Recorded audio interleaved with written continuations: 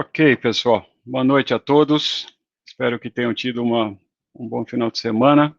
Preparando para um feriadão, né? Parece que o governador vai decretar aí um feriadão, porque a gente está muito cansado, a economia está bem, então tem bastante coisa para fazer. Aí a gente aproveita e fica em casa, não é mesmo? Vamos lá, hoje nós vamos ter o nosso convidado especial. Vai ser uma aula muito legal mesmo. Espero que vocês façam todas aquelas perguntas que estavam fazendo para mim a ele.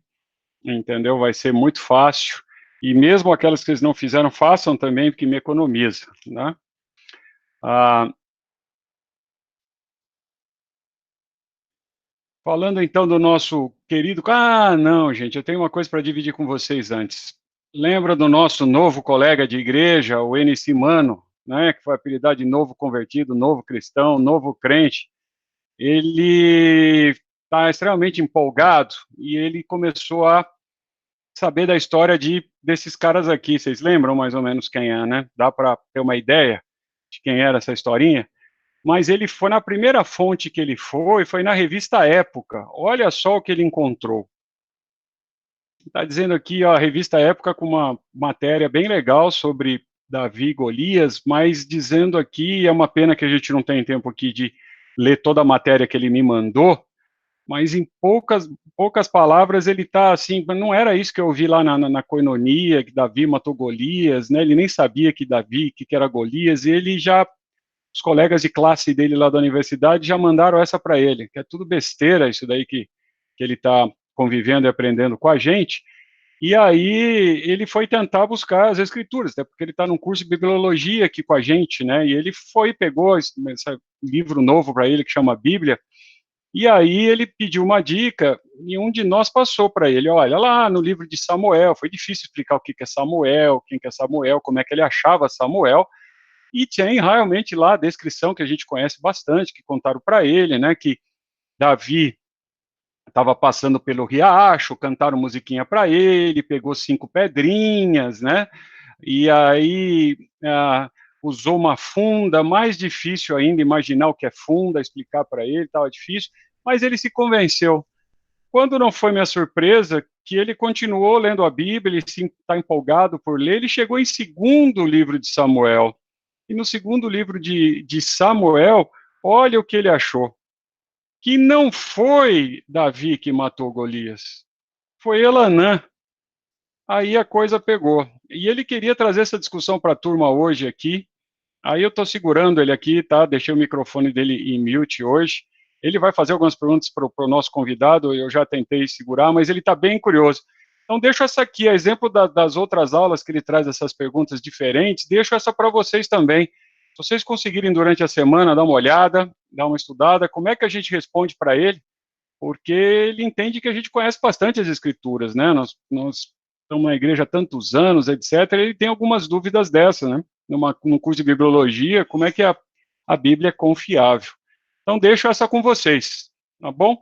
Vamos tentar ajudar o NC Mano a resolver mais essa. Como é quem matou Davi, né? Que ele foi até na classe do CMA, por curiosidade do nosso convidado, e lá ensina que foi Davi, né? Mas ele está entendendo que foi Elanã, e a revista Época está dizendo que não foi nenhum nem outro. Mas como o nosso tempo aqui está precioso hoje, nós vamos ter a participação do nosso convidado, Natanael. Quem é o Natanael? Gente, vocês não sabem o que eu passei nessa semana. Conversando com o Natanael e tentando, assim, cortar, né, ou moldar o que ele ia falar só nessa hora aqui com a gente, do compêndio todo que ele tem para conversar com a gente, eu tive a chance de ver parte da biblioteca do Natanael. Ele dividiu isso comigo, né? Eu lembro que numa das aulas, um de vocês ainda criticou aqui alguns livros que eu mostrei que era coisa velha. É livro velho, você precisa ter uma Bíblia nova, esse negócio de Bíblia velha. E a biblioteca do Natanael, eu comecei a conversar com ele sobre os assuntos, o que a gente ia fazer. Ele, empolgado como é, gosta do assunto, pegou um dos livros mais novos que ele tem da biblioteca, abriu e começou a me explicar. E no nível de detalhe. Eu muito, né, orgulhoso, não queria ficar para trás, comecei a fazer algumas perguntas para checar se ele sabia. Qual não foi minha surpresa de que ele pegou alguma coisa mais antiga, né? Ele teve a chance de pegar ali manuscritos que ele tem acesso. E ali ele começou a falar, por exemplo, para mim, um texto de Isaías, né, um dos manuscritos que a gente tem mais antigo. E ainda a hora que eu comecei a fazer mais perguntas, não, então vamos para o Novo Testamento, que eu achava que dominava, ele pegou um texto de Gálatas, como vocês estão vendo aí, no original. Olha só, é assim que ele lê as Escrituras, gente. É desse jeito. Então, esse é o nosso querido Natanael. Natanael é pastor da nossa igreja, Igreja Batista Fonte, aqui em Campinas. Ele é responsável pela coordenação do projeto CMA. Salvo engano, inclui crianças de 4 a 12 anos, coitada das crianças, né, com um cara que fala grego, literalmente, mas deixa para lá. Ele é bacharel em teologia, pós-graduado em aconselhamento bíblico, com ênfase em ministério bíblico pelo Seminário Palavra da Vida. Ele estava tímido, mas eu vou contar. Ele também é administrador de empresas. Ele tem formação também em administração de empresa. É casado com a Victoria. Olha, a vida dele não é fácil, porque a esposa dele é Vic, com C, e depois o Tória é Y ainda no lugar do I. Então, né, a vida dele não deve ser fácil. E a grande novidade é que o primeiro herdeiro está chegando. A gente não sabe se é O ou A, mas está a caminho. Então, Natanael, se você estiver por aí, seja muito bem-vindo. Nós estamos esperando aqui ter o tempo muito legal com você e as perguntas aqui estão esperando por você. Cadê você, Natanael? Boa noite, pessoal, tudo bem? Bom, deixa eu já falar uma coisa para vocês. Eu sei que o Elcio fez um monte de propaganda aí no segunda-feira passada, né? Queria já começar baixando um pouco a expectativa de vocês. Que isso, cara. O mano inicia aqui, tá assim, total. Ele não vê a hora de começar aqui. Tá puxando minha camisa. Não tem isso, não. A classe vai fazer pergunta assim, sem dó. Mas é uma alegria estar com vocês essa noite. Espero que a gente tenha um tempo bastante produtivo de estudo da palavra de Deus e desse assunto tão relevante, relacionado também à palavra do Senhor, né? Uma alegria estar aqui. Posso seguir, Elcio, aqui já? Vamos lá, vamos lá. Então vamos lá. Deixa eu colocar aqui a apresentação. Nossa, minha prima, quanto tempo que eu não via minha prima, só assim mesmo para ver minha prima. Vai ter problema de família hoje, não vai ser fácil, não.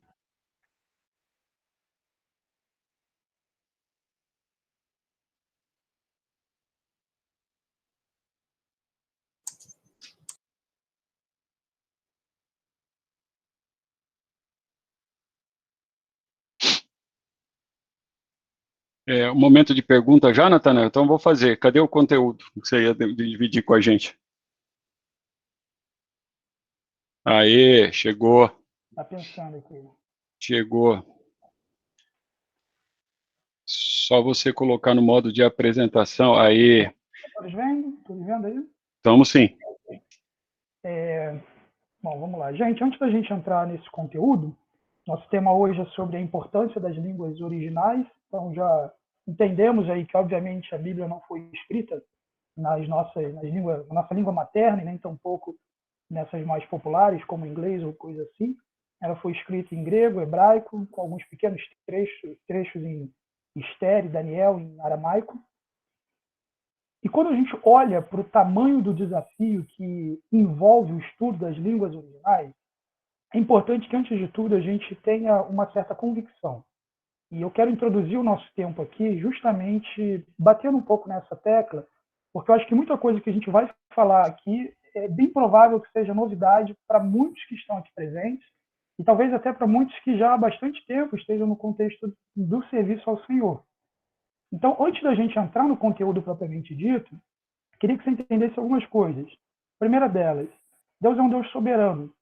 Ele é um Deus soberano, justo, fiel, que preservou a sua palavra pelos seus próprios meios, de modo que hoje temos em nossas mãos, na nossa própria língua, um texto que foi preservado ao longo dos séculos, que tem autoridade para orientar a nossa vida, para nos instruir no caminho do Senhor. Segundo aspecto, para considerarmos aqui, ainda que esse desafio seja completamente amplo e dificultoso, o Senhor tem abençoado a sua igreja com gerações, incontáveis gerações de mestres que têm se dedicado no ensino e na preservação desse texto. Por fim, eu quero quase como uma confissão de fé, antes de entrar propriamente no conteúdo, dizer que a Bíblia ela é a palavra de Deus, inspirada por Deus, inerrante nos seus documentos originais, dos quais, infelizmente, não possuímos nenhuma cópia remanescente, e soberanamente o Senhor conduziu e preservou a sua mensagem ao longo das eras. Dito isso, eu quero começar com uma seguinte provocação, na verdade. Natanael, Pois não. estão pedindo para você falar um pouquinho mais próximo do microfone ou mais alto, entendeu? Eles estão acostumados comigo, assim, que falo alto, assim, o vizinho participa aqui, sem precisar usar, aí vai melhorar. Eu estou com um fone de ouvido. Vocês estão ouvindo melhor agora? Agora sim. De repente, a pessoa que falou aí... Agora sim. Bom, qual a importância de um texto exato quando lidamos com a palavra de Deus? Tem uma série de implicações que poderíamos considerar para a resposta dessa pergunta. No entanto, eu gostaria de citar o texto de Gálatas, capítulo 3, versículo 16, onde o apóstolo Paulo diz o seguinte: assim também as promessas foram feitas a Abraão e ao seu descendente. A Escritura não diz e aos seus descendentes, como se falando de muitos, mas ao seu descendente, dando a entender que se trata de um só, isso é, Cristo. Olha que interessante, no capítulo 3 de Gálatas, Paulo estrutura toda a teologia do Messias enquanto o descendente de Abraão prometido, aquele que viria para resgatar o povo, em cima de tempo. Se é singular, de tempo não, desculpa, em cima se é singular ou plural. Então, veja, a exatidão que o texto requer tem implicações teológicas em torno de singular e plural. Ele não diz aos seus descendentes, a Bíblia diz ao seu descendente. Teologia sendo produzida em cima de singular e plural. Temos um texto confiável, temos um texto com o máximo possível de exatidão, é de fato algo extremamente importante para a nossa fé e também extremamente desafiador. Bom, uma coisa que eu acredito seja comum de todos nós é a interação que tivemos ao longo da nossa vida com diversas traduções da palavra de Deus. Você tem uma Almeida Revista e Corrigida, uma Almeida Revista e Atualizada, uma NVT, uma NVI, e cada ano a gente tem uma sigla 9 diferente, e aí quando você decora um monte de versículos numa tradução, de repente no culto aparece outra tradução e você fala, e agora? Vou citar, ninguém vai me entender. Mas fato é, existem muitas traduções, dentre essas traduções, existem traduções melhores do que outras traduções, e um desafio considerável, tanto no processo de produção, como na nossa interação com o texto traduzido. Professor, desculpa aí, o Mano inicia, eu vi uma aula aí, estava aí fazendo, falaram aí que tem tradução que é inspirada. Qual que é a tradução que é inspirada aí, professor? Qual é que é esse negócio aí de tradução inspirada? Como a gente vai ter oportunidade de ver um pouquinho mais à frente, a palavra de Deus é inspirada por Deus. A tradução ela é um exercício piedoso, extremamente trabalhoso, por parte de pessoas capacitadas por Deus para trazer o texto para a nossa língua. Eventualmente, pessoas diferentes exercitando esse mesmo trabalho podem chegar a conclusões diferentes no processo de tradução. Como a verdade é objetiva, pode ser que um esteja mais próximo do que é a realidade do texto do que outro, ou mesmo, infelizmente, que algum tipo de equívoco seja feito. Podemos confiar na plena inspiração e inerrância do texto no que diz respeito aos seus documentos originais, não no que diz respeito às traduções. Ainda que essas traduções tenham o texto preservado, sejam autoridade para a nossa vida e nos conceda a compreensão plena do conteúdo original. Sendo assim, a gente não pode dizer que tem uma tradução que represente a totalidade do que seria uma inerrância, digamos assim. Muito embora, curiosamente, exista um grupo que diz isso. Em inglês, eles são chamados do King James Only, somente a King James. Para esse grupo, somente a Bíblia King James é a Bíblia inspirada por Deus. Alguns chegam ao extremo de dizer que em 1611, na ocasião da tradução dessa Bíblia, o inglês teria sido instituído por Deus como a nova língua da Escritura, sendo superior até ao grego e ao hebraico. Em português, o mais próximo desse movimento é aqueles que dizem que a Almeida Corrigida e Fiel da Sociedade Bíblica Trinitariana é a única tradução da Escritura inspirada, que diz que, ou seja, que toma como base dois manuscritos, o texto Receptus para o Novo Testamento e o texto Massorético para o Antigo. O que não é essa Bíblia é tudo cópia barata. Então, você tem uma minoria no universo cristão que pensa desse jeito. Mas como a gente vai ver o tamanho do desafio aqui hoje, a coisa não é tão simples assim. Ok? Por ser assim, a gente precisa sempre considerar uma boa tradução, e eu diria, com uma certa variedade. A necessidade de uma boa tradução e por que utilizar uma única versão não é uma boa ideia. Qual que é o problema de você ter uma única tradução, mesmo que, vamos supor, você seja de um grupo como esse, que diz que a ACF é a única Bíblia que preservou ali a verdade de Deus. Se você ler uma única tradução, você esbarra em pelo menos 3 problemas. O método que foi utilizado para traduzir aquele texto, as opções exegéticas que foram feitas pelos tradutores, e o que aqui, irmãos, eu diria, é o maior desafio, as variantes textuais que existem aos milhares.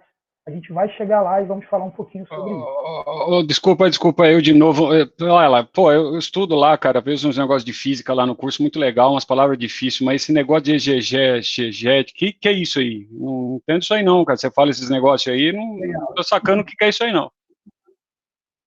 Exegese ela é ciência não exclusivamente teológica, ela está presente, por exemplo, no direito ou em qualquer relação com textos, que visa extrair o conteúdo original pretendido pelo seu autor. Então, na exegese, você vai considerar questões como leitor, autor, cultura, estudo de vocábulo, sentido daquela palavra, contexto, enfim, uma série de parâmetros para extrair exatamente aquilo que o autor pretendeu quando escreveu aquele texto. Tem escolas diferentes de exegese, por isso o resultado exegético pode ser um ou outro. Dando sequência, sobre o primeiro desafio que nós temos em frente quando consideramos somente uma tradução, é o próprio método de tradução. Não sei se os irmãos já esbarraram nisso, mas existem formas diferentes de traduzir a Bíblia.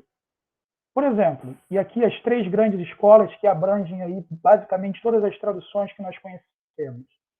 A primeira delas é a equivalência formal. Ela preocupa-se em manter o máximo possível a forma do texto original, seja em termos de gramática ou de palavras. O foco de uma Bíblia traduzida com equivalência formal é ser o mais literal possível. Então, você vai olhar um texto, eventualmente, a compreensão daquele texto vai estar bastante prejudicada. Esse texto normalmente vai ser menor, porque o tradutor não tentou explicar nada, e você vai ter palavras que não são mais presentes da nossa própria cultura. Por exemplo, utilizar chifre para falar de poder. Ou em 1 Reis, por exemplo, quando a Bíblia registra que Deus separaria todos os homens que urinam, que Deus separaria todos aqueles que urinam no muro. Aí eu ia ter um monte aqui, professor, ia ter um monte aqui, aqui só aqui na faculdade tem um pessoal que escreve o nome até, assim, você precisa ver qual é. Se você olha uma outra Bíblia com uma outra proposta, ao invés de separar todos aqueles que urinam no muro, esse hábito terrível, estariam ali todos os homens, ok? Então, na equivalência formal, não se está preocupado com trazer clareza. A preocupação é trazer o mais literal possível. Basicamente, todas as Almeidas têm essa tradição, a maior parte das Bíblias católicas tem também essa tradição, a própria King James, em inglês, a Reina Valera, em espanhol, enfim, são Bíblias que têm o foco em serem literais. Isso tem o seu valor. Equivalência funcional ou dinâmica. Compreende aqui boa parte das nossas Bíblias também. Ela mantém a forma do texto original em certas situações importantes, mas ela atualiza gramática, palavras, estilo. Então, quando alguém faz uma equivalência dinâmica na tradução da Bíblia, ela não vai traduzir exatamente aquilo que está no texto original, mas ela vai tentar traduzir o sentido daquilo que está no texto original. Então, nesse caso, por exemplo, chifre vai virar poder, urinar no muro vai virar homem. Ele vai trazer a clareza ali, não preservando exatamente o que é a palavra no original, mas trazendo ali a elucidação para o leitor. O foco, então, da equivalência dinâmica é sentido, é trazer sentido para o leitor. Exemplos aqui de traduções dinâmicas são a Nova Versão Internacional, a NVI, a NTLH, a NVT, enfim, a gente tem uma grande variedade aí. E, por fim, a gente tem a tradução livre. A tradução livre, ela busca eliminar completamente o distanciamento histórico. Quando a gente lê a Bíblia, a gente tem um distanciamento histórico. Aquela Bíblia, o texto foi escrito numa certa cultura, num certo tempo, num certo idioma, que não são os nossos. Então, há um distanciamento histórico que é reduzido pela equivalência funcional ou dinâmica e que é basicamente eliminado na tradução livre. Então, na tradução livre, o foco não somente é o sentido, como seria o máximo possível de sentido. Exemplos de tradução livre seriam a Mensagem, de Eugene Peterson, ou o livro, Bíblia Viva, também. No momento, essas três aqui acho que já representam a maioria. Vamos ver, por exemplo, como que são algumas traduções, o mesmo texto, traduzido de formas diferentes. E como que a gente extrai valor interagindo com cada um deles. Por exemplo, o texto de Provérbios, capítulo 27, versículo 9. Na equivalência formal, Bíblia de Jerusalém. O óleo e o perfume alegram o coração, e a doçura do amigo é melhor que o próprio conselho. Percebam o tamanho do texto, ok? Bem pequeno. Agora nós temos, pela NVI, equivalência dinâmica. Perfume e incenso trazem alegria ao coração. Do conselho sincero do homem nasce uma bela amizade. Bom, temos mudanças substanciais aqui. Doçura do amigo se tornou conselho sincero do homem. Uma bela amizade surgindo dessa relação. Perfume e incenso ao invés de óleo e perfume. Enfim, a gente tem agora um desdobramento desse texto. E, por fim, no livro, um bom conselho dado por um amigo fiel é coisa tão boa como um agradável perfume que deixa uma pessoa bem disposta. Então, o texto está quase como se alguém estivesse falando numa mesa de jantar, conversando, e soltasse uma frase. Professor, isso aí está parecendo aquele negócio assim da época do Lucão, lá que eles brincavam na rua, não tinha videogame, brincava de telefone sem fio. Não sei se você não lembra disso, não, que você é novo aí, professor, mas tem um cara aí, o Lucão, que ele brincava disso. E não dava para confiar, porque a hora que você falava uma coisa aqui, chegava no outro lado outra coisa. E aí, pelo que você está dizendo, eu posso escrever o que eu quiser e tal, que está valendo, é o que eu entender. A analogia do perigo do telefone sem fio, na verdade, vai ser mais para frente. Embora seja um perigo e um risco, não é algo que eu creio que tenha acontecido. No caso aqui, não seria tanto o telefone sem fio, uma vez que os três estão olhando para a mesma fonte. Os três estão olhando para o mesmo texto. Não está havendo uma comunicação aqui cruzada. Os três estão olhando para o mesmo texto, utilizando métodos diferentes para produzir o texto. No final das contas, os três estão dizendo a mesma coisa, que há um valor profundo em ter pessoas de confiança que nos aconselham. Isso alegra o nosso coração. Isso é precioso como óleo e perfume. Okay? Os três apresentam a mesma direção, partindo desde algo muito mais formal até algo mais simples. Okay? Um outro exemplo, o texto de 1 Pedro, capítulo 1, versículo 13. Na equivalência formal. Portanto, aqui é o meio da corrigida fiel. Portanto, cingindo os lombos do vosso entendimento. A gente fala, gente, eu nem sabia que entendimento tinha lombo.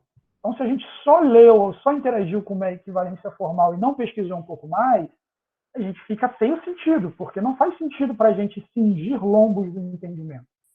Mas é o que está lá no texto original, a tradução foi literal.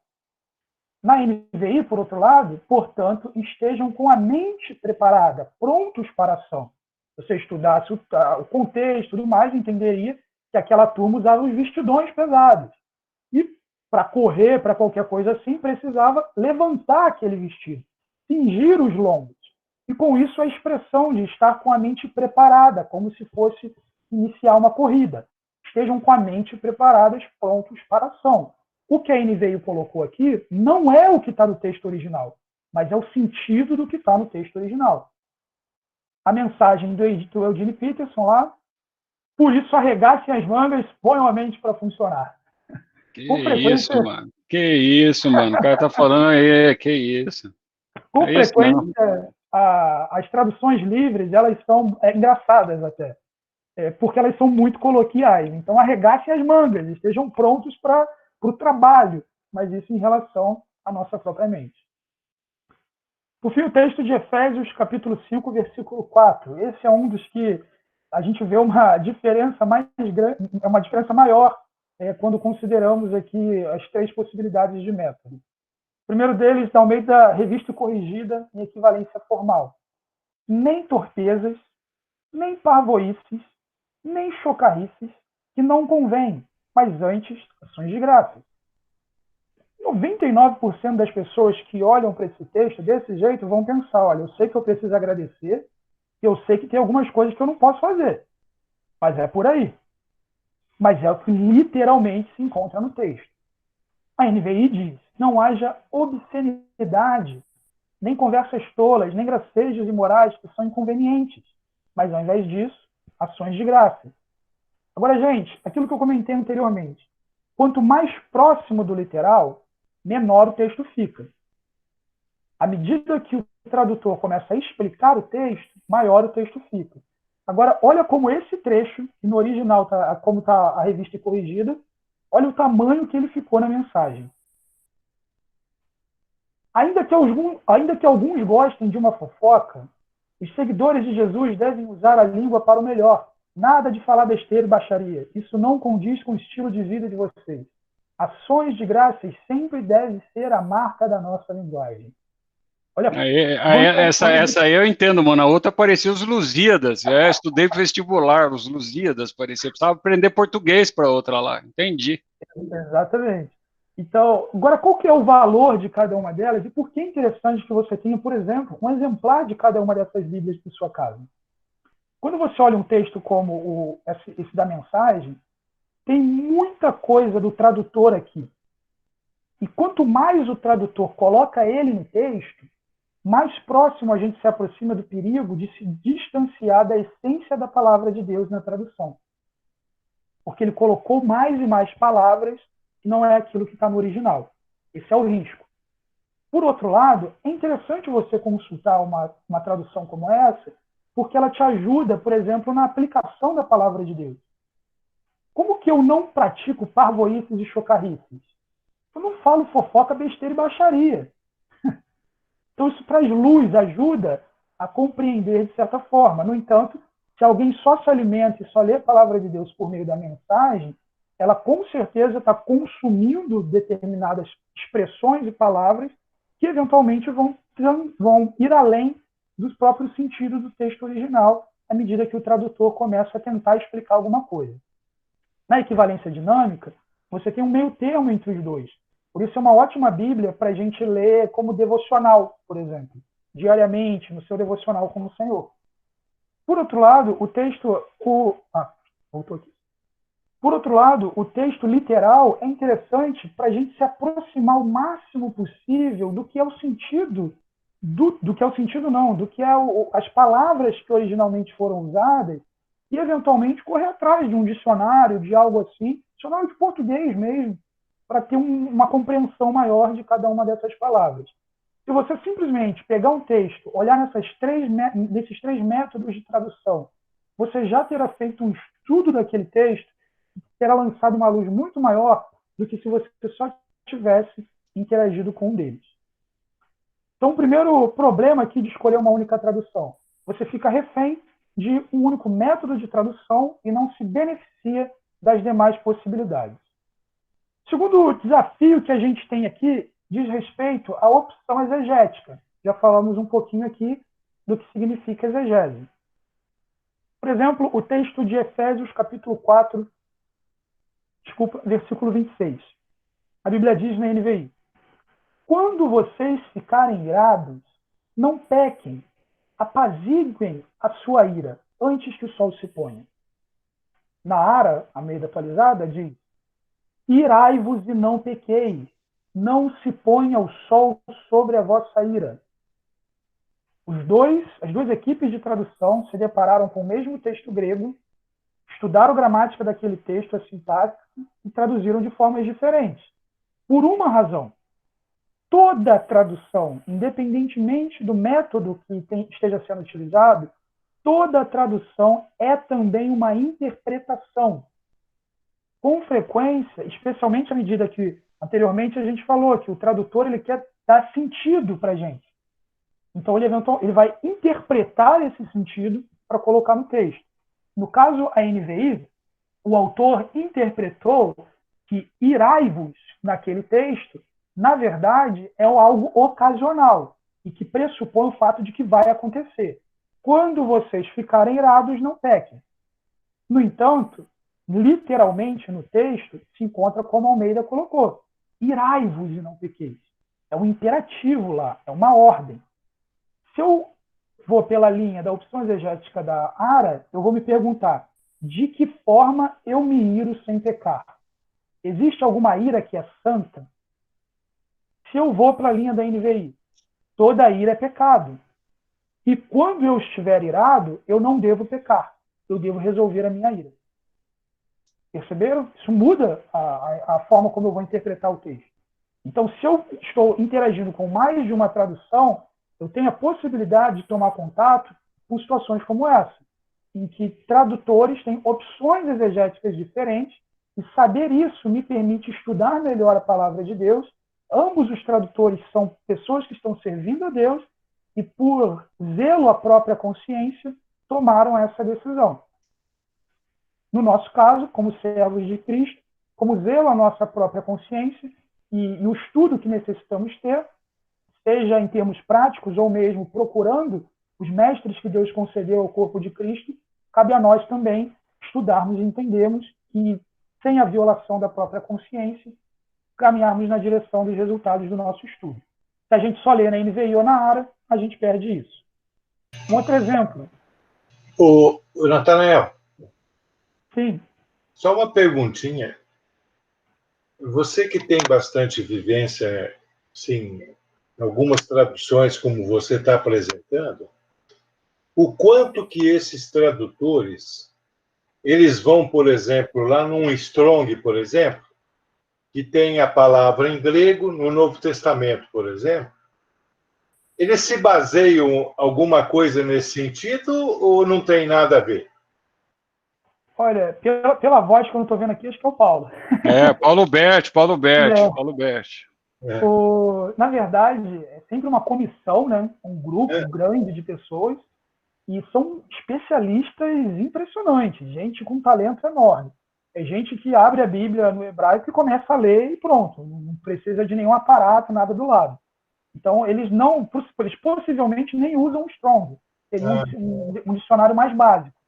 Você tem dicionários e materiais mais avançados que eles vão consultar, e eles vão consultar fontes primárias, eles vão interagir diretamente com os manuscritos, com os papiros, com os lecionários, como mais para frente eu vou explicar aí o que são cada uma dessas coisas. Mas basicamente seria isso, eles têm recursos mais complexos no trabalho deles. Ok. O texto de 1 João capítulo 3, versículo 6, na Almeida, ele diz o seguinte: todo aquele que permanece nele não vive pecando. Todo aquele que vive pecando não o viu, nem o conheceu. A ACF, Corrigida e Fiel, diz: qualquer que permanece nele não peca. Qualquer que peca não viu nem o conheceu.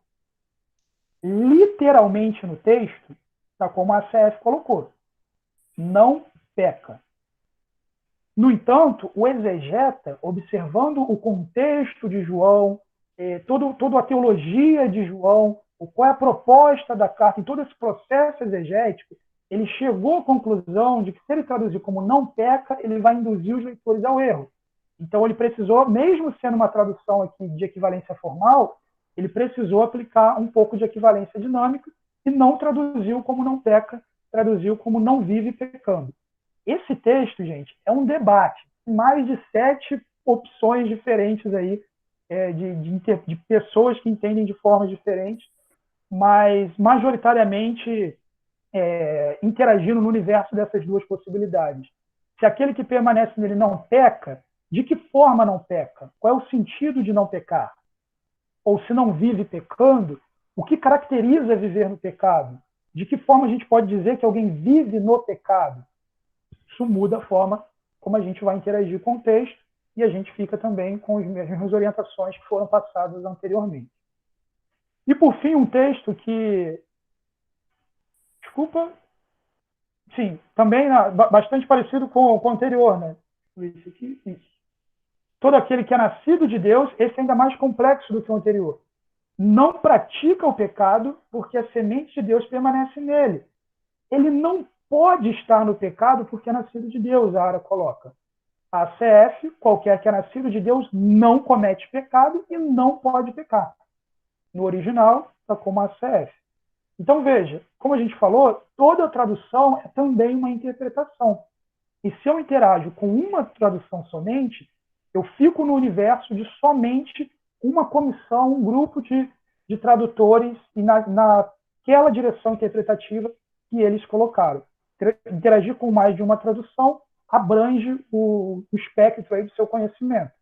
É importante dizer, gente, que aqui eu estou colocando casos específicos em que isso acontece. Na maior parte dos textos da Escritura, esse tipo de coisa não vai acontecer, mas ele vai acontecer em determinados momentos. E, por fim, gente, nesse primeiro ponto que a gente está falando, o que talvez seja a parte mais complexa desse trabalho, e onde eu peço aqui que vocês entendam a proposta que tem sido colocada. E a proposta que tem sido colocada aqui é a seguinte: primeiro, isso existe, a gente não tem opção de negar, isso existe. Segundo, Deus é soberano e fez com que a gente chegasse ao texto original dessa forma. Professor, muito bom professor, Pois não? Está falando difícil aí, professor. Que é esse negócio de variante? Na época do Lucão era um carro, que chamava variante, tinha um negócio que chamava variante. O que é isso aí, variante, professor? Eu vou explicar daqui a pouquinho. Seria muito bom... É a parente da Brasília, né, Lucas? Isso aí. Isso aí. É isso aí. Está explicado, então. É a irmã mais velha. Seria muito bom se, de repente, o céu tivesse aberto, caído um livro pronto, com todo o documento preservado, que se você jogasse água em cima ou fogo, ele não queimaria, e essa é a palavra de Deus. Seria maravilhoso. No entanto, Deus é soberano, e talvez até como forma de exercitar a nossa própria fé e mover a sua igreja ao estudo e trabalho, ele escolheu que o texto fosse preservado de uma forma extremamente trabalhosa. Ok? E por fim, o que eu quero dizer, o que eu vou falar no começo aqui pode parecer para você algo que assusta a sua fé. Se isso assustar a sua fé, não desliga o computador, porque senão você vai sair daqui assustado. Assiste mais um pouquinho essa aula, ok? Mas vamos lá, variantes textuais basicamente lida com todas as diferenças que existem nos manuscritos, especialmente no grego. No hebraico, você tem duas grandes famílias de manuscritos ali, né? Que tem uma concordância absurdamente grande, o texto massorético e os manuscritos do Mar Morto. E no Novo Testamento, por outro lado, você tem uma infinidade. Então, variante textual é isso, as diferenças entre os manuscritos. Qual que é o tamanho do problema? Existem 150 mil palavras no Novo Testamento. E existem cerca de 300 a 400 mil variantes entre os manuscritos catalogados e nenhum concorda 100% com o outro. Isso é um desafio. Nós não temos nenhum manuscrito dos textos gregos e tal que concorda 100% com o outro manuscrito. A gente fala assim, fala, nossa, isso é terrível. Na verdade, isso é desafiador. Mas veja, cerca de 80% dessas variantes textuais, elas são simples questões de grafia ou ordem da palavra.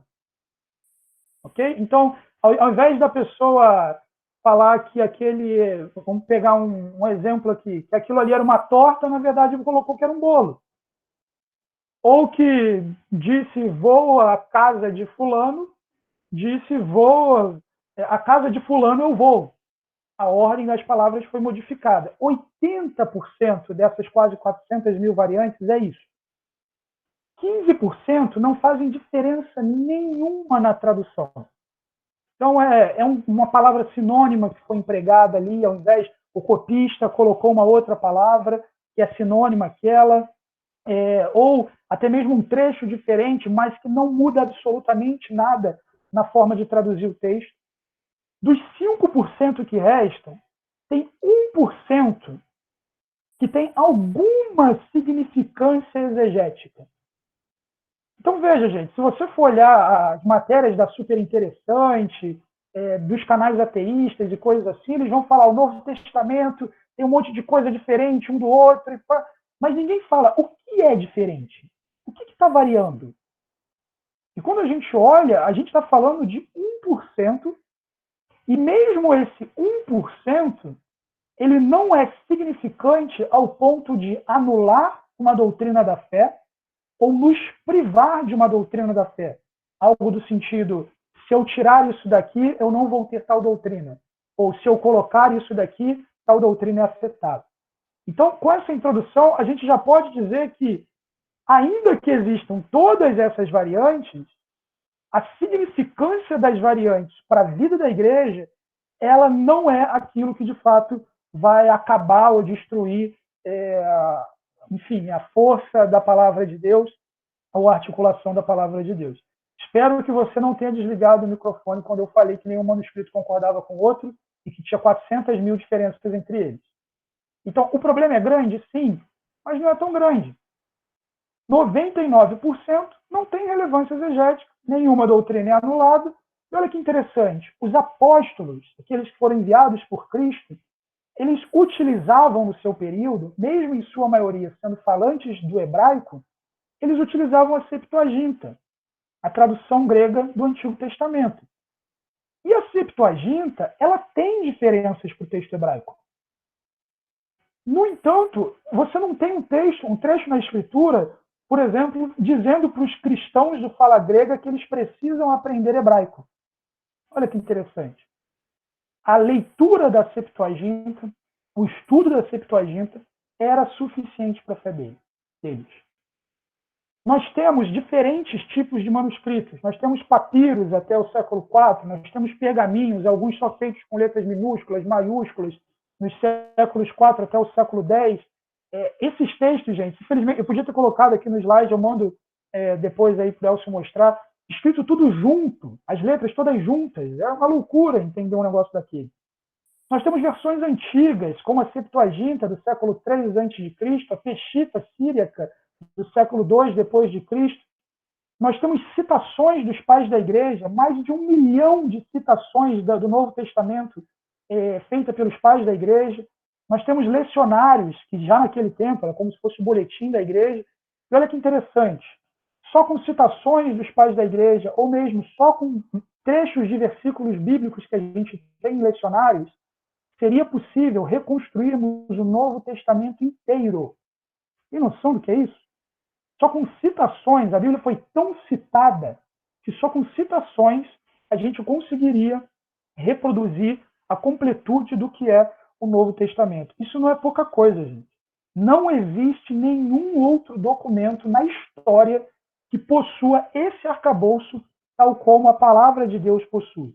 Então, veja, seria interessante o livro cair pronto? Seria muito interessante. No entanto, Deus deu para a igreja um trabalho considerável de analisar tudo isso, estudar tudo isso em prol da busca do texto original. Então, com isso, acho que já está claro de que a gente não tem os textos originais. Eles possivelmente viraram pó há muito tempo.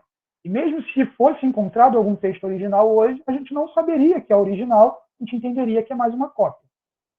Para isso, para lidar com essa ciência, com todo esse desafio, para olhar para todos esses manuscritos, para essas 400 mil variantes textuais e chegar numa conclusão, você tem duas posições.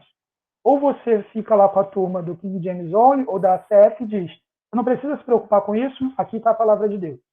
Essa é uma posição. Ou você vai atuar num campo da teologia chamada crítica textual. A crítica textual é a ciência que tenta determinar quais as palavras dos originais quando você não tem mais os originais. Então, aqui você vai analisar todos aqueles manuscritos, olhar a distribuição geográfica deles, aceitação deles, citação pelos pais da igreja, a quantidade que eles tinham, o local específico onde estava, a evidência interna e externa, um monte de coisa, uma trabalheira que nenhum pastor vai fazer, não é trabalho de pastor isso, mas que Deus concedeu aos acadêmicos do povo, do Senhor, a habilidade para lidar com esse tipo de coisa. Isso é importante para a nossa fé, porque nós nos beneficiamos do produto final disso. Acho que nenhum de nós nunca orou por um tradutor da Bíblia, mas é algo que deveríamos pensar, e tem gente fazendo isso agora para tribos indígenas, criando alfabetos para traduzir a Escritura. Hoje a Bíblia está traduzida numa dimensão absurda, uma inserção absurda no mundo, ainda com um desafio considerável de tradução, mas o trabalho é grande. Então, gente, a perda quando você lê apenas uma tradução é ficar refém de uma mesma opção exegética ou de uma mesma tradição de manuscritos. Porque você vai ter pessoas, algumas traduções, por exemplo, a NVT, em que ela está muito pautada numa família de manuscritos chamados bizantinos. São textos até mais antigos. E ela não interage, ou interage muito pouco, com os textos alexandrinos. Então você vai ter, eventualmente, a perda da possibilidade de interagir com o que estava naquele outro texto. E talvez naquele outro texto esteja o que é o conteúdo original. Boas traduções vão olhar para tudo isso, para o alexandrino, para o bizantino, para a série de manuscritos e chegar numa conclusão final. Com isso, não estou dizendo que a NVT é uma tradução ruim. É uma excelente tradução de equivalência dinâmica que vale muito a nossa atenção e leitura. Professor, tem um cara tímido aqui que está escrevendo aqui. Qual é a tradução ACF? Tá. A ACF ela seria equivalente em português à tradução do Rei Thiago, né, a King James. Ela é Almeida, corrigida e fiel. Ela é da Sociedade Bíblica Trinitariana, uma sociedade bíblica menor. Normalmente as nossas traduções elas são da Sociedade Bíblica do Brasil. Para muitos, essa é a melhor tradução e aquela que representa o texto original. No Novo Testamento, ela se pauta em um manuscrito, que é o texto receptus, o texto recebido, e no Antigo Testamento, no texto massorético, que foi produzido ali na Idade Média, por volta dos séculos 9, 10, pelos massoretas, justamente na intenção de preservar o conteúdo original do texto hebraico. Ok? Ok, pessoal. Os colegas de classe aí estão entendendo esse negócio de massoreto, maçaneta, recebido, enviado, os textos que ele fala aí. Tem que entender, gente, senão depois fala, pô, você entendeu a aula? Ele fala bonito, mas não entendi nada, entendeu? Tem que fazer as perguntas aí pro cara, mano, senão a gente não entende o que ele fala. Pergunta mesmo aí esse negócio aí de maçaneta, massorético, enviado, esse negócio aí precisa saber, gente. Vamos lá. Valeu aí, professor. Se o pessoal não perguntar, pergunta aí. Ô, Natanael, licença, eu tenho uma questão. Ok. Primeiro, eu cheguei mais da metade da aula para cá, tá bom? Então, se você já falou isso, você me desculpa. Você citou que o pessoal da crítica textual busca chegar no texto original, mas você acha que é possível chegar no texto original? Porque como a gente não tem, mesmo que for descoberto, ainda é especulativo, é hipotético, melhor dizendo. O que você pensa nesse sentido? Vou dizer para você o seguinte, Felipe. Humanamente, a gente não vai ter o critério para fechar a conta. Falar, gente, concluímos o trabalho. Acabou Legal. O trabalho da crítica textual. Chegamos ao texto original, de forma alguma. E por isso parece um exercício interessante a nossa fé. Porque precisamos sempre, ao longo de toda a história da igreja, continuar lidando profundamente com o texto da palavra de Deus. É como se Deus nos empurrasse de uma montanha e falasse, vamos, continua, porque senão vai dar ruim. Então, por isso que eu, no começo lá, eu comentei sobre o pressuposto da soberania de Deus em ter escolhido que o texto fosse dessa forma. Ele poderia ter dado o texto pronto, como um Deus soberano, ele escolheu fazer dessa forma. No entanto, além do ponto de vista humano, eu vou partir de um pressuposto teológico, também pautado na soberania de Deus. A palavra é de Deus. E Deus ele leva muito a sério a palavra dele. Deus ele não somente leva a sério a palavra dele, como ele está diretamente interagindo nesse mundo. Ele é um Deus imanente. O Espírito de Deus habita nos crentes e ele governa a igreja. por ser um Deus soberano, por ser a palavra de Deus aquilo que nos alimenta, por sermos nós santificados pela palavra, em João 17, Jesus diz, santifica-os na palavra, tua palavra é a verdade. Esse Deus soberano que ama a igreja, não deixaria a igreja sem a sua palavra. Então, vão existir variantes? Sim. Vão existir diferenças? Sim. Mas o texto que temos, se não é plenamente o texto original, o que ele teria de diferença do texto original, eu creio, está naquela esfera do 1%, que não teria nenhum tipo de significância em termos de doutrina ou fé. Nós não perdemos absolutamente nada, nós temos um texto absolutamente confiável na nossa própria língua e temos um Deus que zela e vela pela sua palavra. Se nós fôssemos simplesmente acadêmicos da parte de Deus, poderíamos olhar para isso tudo e ter uma abordagem diferente. Mas sendo nós filhos de Deus, que cremos no Senhor e num Deus soberano, cremos também que Ele conduz a história e a palavra de Deus atravessa os séculos. Seca-se a erva, cai a flor, mas a palavra de Deus permanece eternamente. Atende? Mais do que atende, obrigado. Então, por exemplo, o texto de Romanos, capítulo 8, versículo 1. A Bíblia diz na Almeida Revista e Corrigida: portanto, agora nenhuma condenação há para os que estão em Cristo Jesus, que não andam segundo a carne, mas segundo o Espírito. Na NVI você tem, portanto, agora já não há condenação para os que estão em Cristo Jesus. Não tem essa segunda parte. Como eles estão interagindo com manuscritos diferentes, escolas de pensamentos diferentes, os tradutores da Almeida chegaram à conclusão de que os manuscritos que acrescentam essa segunda parte estão corretos. Os tradutores da NVI chegaram à conclusão de que não. Agora, fato é que nenhuma condenação há para os que estão em Cristo Jesus. E se a tradução da Almeida está correta, a gente observa em textos, por exemplo, em 1 Coríntios capítulo 3 até o versículo 5, que há sim um juízo para os crentes que andam segundo a carne. A Bíblia diz lá que eles serão julgados pelas suas obras, que eles podem perder as suas recompensas eternas, o seu galardão, ainda que não possam perder a sua salvação. Então, na teologia de Paulo, na compreensão de Paulo, é claro que há algum tipo de juízo para os crentes, ainda que não um juízo final, o inferno. O ponto é, independentemente dessa variante textual, e aqui eu estou pegando, os exemplos que eu vou dar aqui, gente, são aquelas significativas, aqueles textos grandes e tal. Dificilmente você vai ver pior do que isso, ok? Até teria alguns textos mais complexos, por exemplo, o texto da mulher adúltera, é um texto que tem discussão em torno disso. O final de Marcos é um texto maior, que tem discussão também, mas eles não aparecem aqui justamente por serem muito grandes. Mas, ainda assim, são textos que não ofendem de forma alguma a nossa fé. Professor, isso daí é aqueles colchetes que eu vejo lá na minha Bíblia, assim, que tem uns colchetes, esses negócios, tem colchete, às vezes tem 2 colchetes, professor, é isso aí? Isso, muito bem lembrado. Quando a Bíblia, os tradutores, eles adotaram o método de colocar o texto, ainda que eles não concordem, eles colocam entre colchetes, e aí vai ou um asterisco, algo assim, alguns itálicos, depende da escola de tradução da Bíblia, e lá embaixo vai ter uma nota de rodapé com uma frase bem tendenciosa, eu diria. Vai ter uma frase mais ou menos assim: segundo os melhores manuscritos. Aí você pergunta, os melhores manuscritos para quem? Para esses tradutores. Ou então vai estar dizendo, esse trecho em colchetes não se encontra nos melhores manuscritos, ou nos manuscritos mais antigos, ou na maioria dos manuscritos. Mas o colchetes ali é uma forma, se você tem uma Bíblia que faz isso, de você identificar um momento em que existe algum tipo de crítica textual que precisaria ser feita. Ok? Um outro exemplo, texto de 1 João, capítulo 5, versículos 7 a 8. A Almeida Corrigida e Fiel diz: porque 3 são os que testificam no céu, o Pai, a Palavra e o Espírito Santo. E esses 3 são um. E 3 são os que testificam na terra, o Espírito, a água e o sangue. E esses 3 concordam num.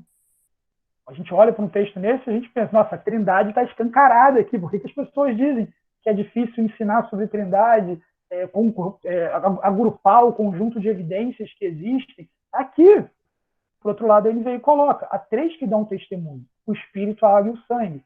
E os 3 são unânimes. A doutrina da Trindade, ela existe independentemente desse texto. A gente chega à conclusão da Trindade a partir de uma infinitude de textos, basicamente em quase todas as cartas, evangelhos e livros que a gente encontra no Novo Testamento. No entanto, do jeito que a CF traduz, a intenção do autor em 1 João vira ensinar sobre Trindade, e que a Trindade testifica da realidade do Evangelho. Do jeito que a NVI traduz, e a maior parte das traduções, a gente tem uma dificuldade de definir o que é água e sangue aqui, ok? E aí tem algumas opções diferentes para isso.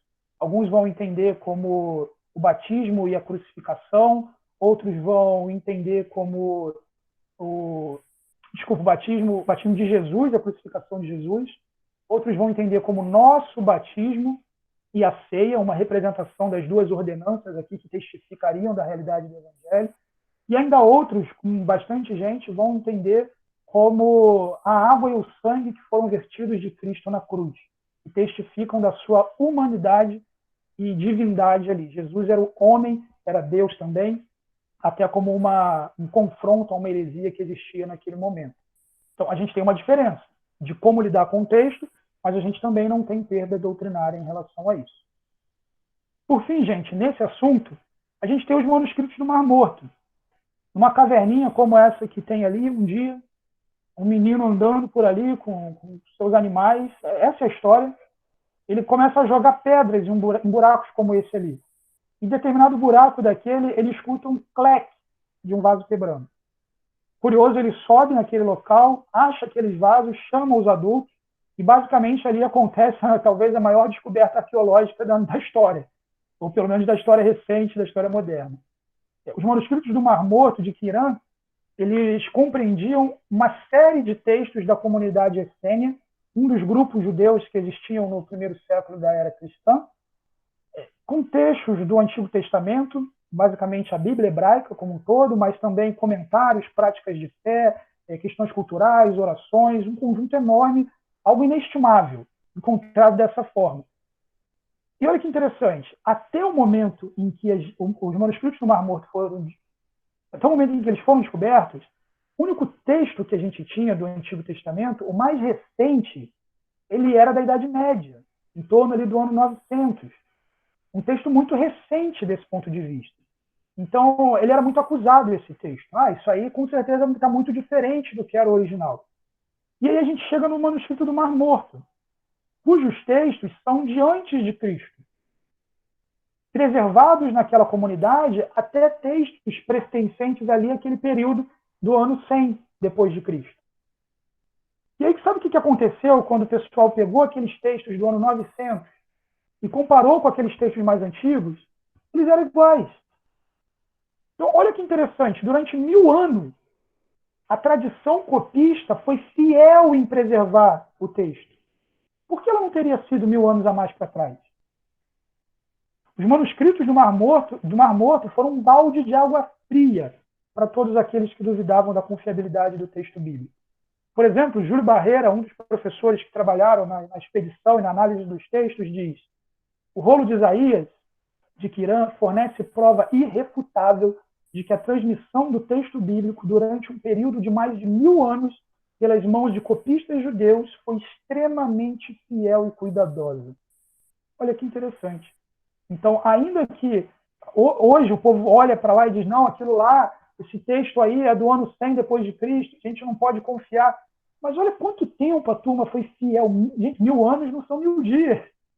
1000 anos de tradução, de cópia com exatidão. Isso é a fidelidade, a confiabilidade que a gente tem no texto. E eu diria mais, algo que só um Deus soberano pode fazer. Só um Deus soberano. Porque é tanta gente, lugar diferente, língua morta em determinado momento da história. Olha o que Deus faz. O que você vai fazer, então, com isso, gente? Primeiro, você não vai resolver todos esses problemas de crítica textual na sua vida devocional, você nem deve. É importante que você saiba que isso existe, justamente para que você possa adotar uma tradução favorita e uma tradução devocional para o seu dia a dia com Deus. Uma sugestão para você interagir com mais traduções é anualmente mudar a sua tradução devocional. Conhecer uma nova tradução para você ler a Bíblia. Ainda que seja interessante você memorizar versículos em apenas uma tradução. Minha preferência, por serem menores, eu prefiro decorar textos em traduções cujo método é literal. que formal. Quanto mais equivalência, maior o texto fica, e a gente tem uma dificuldade maior aí.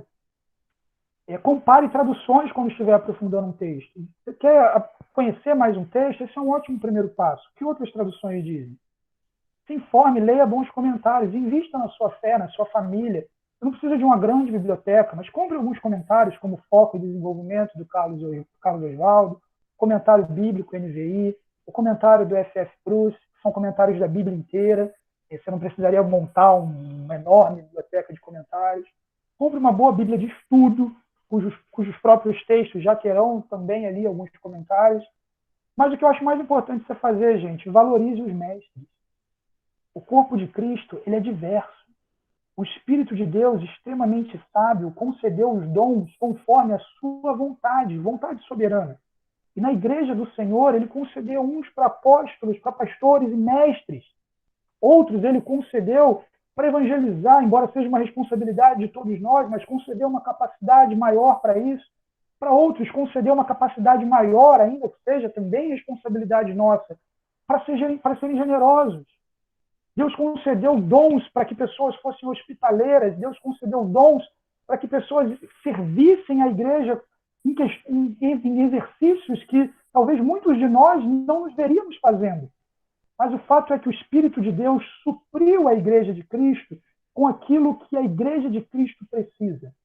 E quando eu acho que eu preciso saber tudo, e que eu não preciso da igreja, que eu não preciso dos mestres que Deus deu para a igreja, eu sou prepotente diante do Espírito Santo de Deus. O Espírito colocou aquelas pessoas ali para que, como igreja, a gente se beneficie delas. Valorize os mestres da comunidade. Como a Bíblia diz, nem todos vós ambicioneis ser mestres, sabendo que serão mais severamente cobrados. Mas valorize os mestres da comunidade. Ore pelos mestres da comunidade. Olhe o tamanho do desafio que existe em frente. Ore por quem mais academicamente trabalha com isso, produz, traduz. Valorize os mestres. Deus tem dado à igreja pessoas para se aprofundar. Tire dúvidas, mande mensagem, ligue, pergunte, entre em contato, não deixe de frequentar a reunião que é mandatória, imperativo da igreja, quando nos reunimos como corpo de Cristo, para aprender a palavra do Senhor. Então, valorize os mestres. Professor, desculpe interromper, o senhor mas sabe que eu sou um aluno aplicado, né? E assim, tá chegando a hora aí de terminar, mas eu, como sou um cara aplicado, eu li sua aula antes, entendeu? Eu estudei e tal, eu vou para aula só para tirar dúvida aí, né? E parece que esses professores aí, parece que é pastor, tá no púlpito pregando, eu já ia dizer amém, assim, levantar a mão, pastor. Ó, tem um slide mais para frente lá que o senhor mostrou para nós, mostra para nós antes de terminar, que eu acho legal. Você brinca lá um jogo de palavras, aí mostra uma pequena diferença, para o povo ver que tudo isso que você falou aí não é fácil, não. O pessoal precisa realmente se dedicar, que é uma letrinha. Mostra para o povo aí como é que é essa diferença. Uma pergunta antes aí, ó. Quanto tempo eu tenho? Já acabou. Tá. Então, acho que vai ficar faltando bastante coisa. Não, a gente volta na aula que vem, mas para matar esse aqui, mostra aquele jogo de palavras só, nem entra nos outros textos lá, a gente pode fazer isso na aula que vem. Tá, ok. Aí, só aí, ó, jogo de palavras, depois a gente volta pro resto, olha só. Tá, ok. Isso aqui, gente, está acontecendo dentro, só ver aqui sobre a importância, algo mais aplicativo aqui, das línguas no seu estudo pessoal. Como que o seu estudo pessoal pode ser beneficiado do grego e do hebraico. O professor não conta não, conta só o exemplo para o pessoal ficar curioso para voltar a aula que vem. Só mostra isso aí, deixa assim pendurado. Tá legal. Uma das questões diz respeito à compreensão de alguns detalhes. Então aqui eu esqueci de colocar a referência aqui, mas aqui é Jeremias capítulo 12, Jeremias capítulo 1, versículos 11 e 12.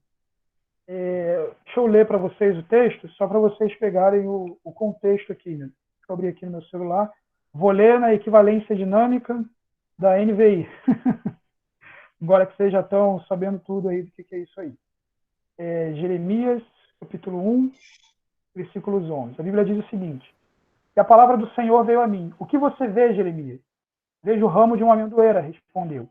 O Senhor me disse, você viu bem, pois estou vigiando para que a minha palavra se cumpra.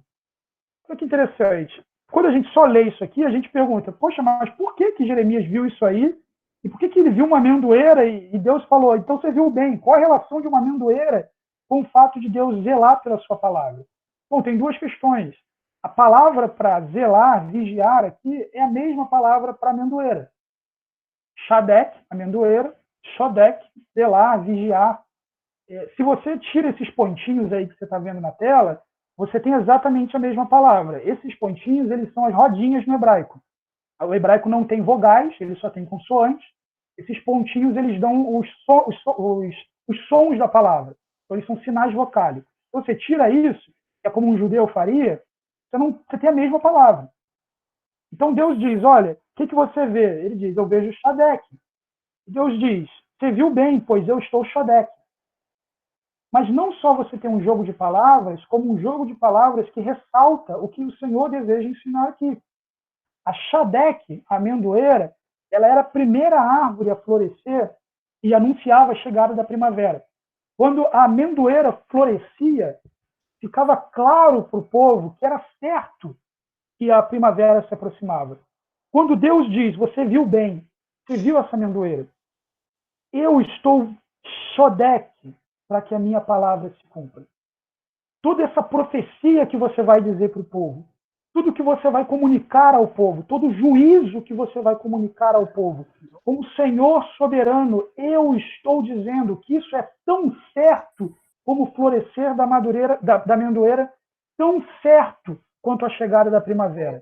Professor, vou interromper mesmo, professor, já bateu o sinal, mas deixa eu falar uma coisa assim, a classe está aqui ainda, a gente volta na próxima aula, mas eu queria deixar assim, quer dizer que naquele edifício lá, eu mostrei no início, aquele negócio que você lá que chama papiro, que tem um negócio lá, um pontinho desse aí faz diferença, né? Um negócio desse deve ser difícil, então, o pessoal deve olhar com lupa. Então, esse é o respeito que a gente tem que ter para o pessoal que estuda esse negócio aí, para fazer uma tradução, né, professor? Então, não vou falar nada sobre isso, mas só vou passar um slide aqui, então, para o pessoal ter uma ideia. Aí, mano, agora, você vê, mano, o que ele mostrou para mim, escrito lá naqueles papel de pão velho que tinha lá, cara, que você pegava, você esfarelava na mão, tem que usar luva, tem que usar microscópio para ler, só para ver um pontinho desse aí, né, professor? Pô, que legal. Mas ok, gente, desculpa ter avançado o tempo de vocês aí. Se a gente tiver a oportunidade, a gente continua o conteúdo dessa aula.